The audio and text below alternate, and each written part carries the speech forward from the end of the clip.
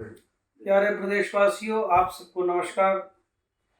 आज एक ज़रूरी मुद्दे पर मैं निवेदन करना चाहता हूँ कि वर्तमान में बहुत सारी एजेंसियों को मध्य प्रदेश के जो दोनों राजनीतिक दल हैं, बीजेपी और कांग्रेस, इन लोगों ने बहुत सारी एजेंसियों को ये काम दे के रखा है कि चुनाव का सर्वे या चुनाव में मतदाता का मूड किस तरफ है ये बताएं।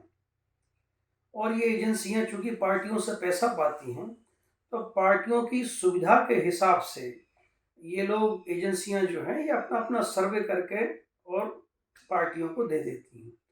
इस सर्वे के इन पार्टियों को दो लाभ होते हैं। पहला लाभ ये कि जनमत बनाने में मदद मिलती है, जनता को बेवकूफ़ बनाने में मदद मिलती है, जनता को ठगने में थोड़ी आसानी होती है।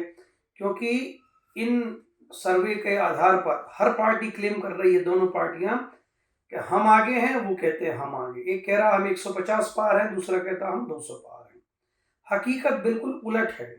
हम लोग छोटे दल हैं, हम लोग अभी राजनीति में हमारा नया प्रवेश है, लेकिन इसके बाद भी 10 महीने में पूरे प्रदेश में घूमने के बाद जो स्थिति ग्राउंड की है, वो स्थिति ये है कि लोग दोनों दलों से भयंकर नाराज हैं। और यदि किसी भी एक दल को, मुझे नहीं लगता कि बहुमत मिलने वाला है, संख्या लगभग 90 से 103 104 के बीच में ही दोनों दल रहेंगे। और इस बार जो हमारे जैसे जो तीसरे मोर्चे या तीसरे विकल्प की जो बात है, उन लोगों के लिए, निर्दलियों के लिए, छोटी छोटी पार्टियों के लिए भी कहीं कहीं गुंजाइश बनेगी। और ये गुंजाइश पिछले 15 20 25 सालों में इस बार शायद सबसे ज़्यादा बनेगी।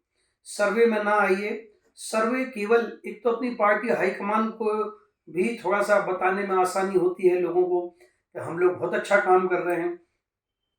शिक्षकों की भर्ती हो ना हो, शिक्षक जो है वो राजधानी में आकर पड़े रहें, लेटे रहें, रोते रहें, बहुत सारी विभागों में तनख्वाह न बढ़ पाए, बहुत सारी चीज़ें ऐसी फेल होती रहें, लोगों को एम्बुलेंस न मिले, लोगों को इलाज न मिले, गांव में पढ़ाने के लिए टीचर्स ना हो।